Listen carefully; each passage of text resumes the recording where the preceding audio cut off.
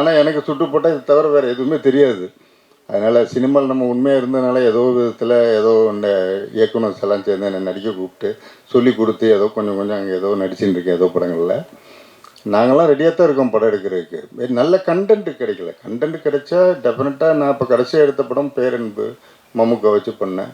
அதுக்கப்புறம் ஒரு நல்ல ஒரு செட்டப் கிடைக்கல. இப்போ நான் எடுத்த எல்லா படமுமே எங்கள் ஆஃபீஸ் தேடி வந்த ப்ராஜெக்ட் தான். நான் எதுவும் எந்த நடிகர் வீட்டில் போய் நின்று கேரவனுக்கு வெளில நின்று டேட்டு வாங்கியெல்லாம் படம்லாம் பண்ணல.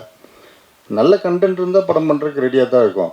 ஆனால் எங்கே நல்ல கண்டென்ட் கிடைக்க மாட்டேங்குது. இப்போ அவர் சொன்னார் பேசில் ஜோசப், அது பொன்மான்னு ஒரு படம் முந்தானத்து ரிலீஸ் ஆச்சு ஓடிடியில். அது ஒரு சின்ன லைனை கரெக்டாக பண்ணுறாங்க. அது மாதிரி தமிழில் வந்துன்னு தான் இருக்குது, நான் இல்லைன்னு சொல்ல. இப்போ ட்ராகன் மாதிரியும் இப்போ லவ் டுடே பண்ணார் அந்த பிரதீப் ரங்கநாத், அதே மாதிரி தான் இந்த சதாசிவம் இந்த படத்தில் பண்ணியிருக்காரு. ஐ திங்க் டைரக்டர் கம் ஹீரோவாக பண்ணியிருக்காரு. நிச்சயமாக இந்த ப்ரொடியூசருக்கும் என்னோடய மனமார்ந்த வாழ்த்துக்கள்.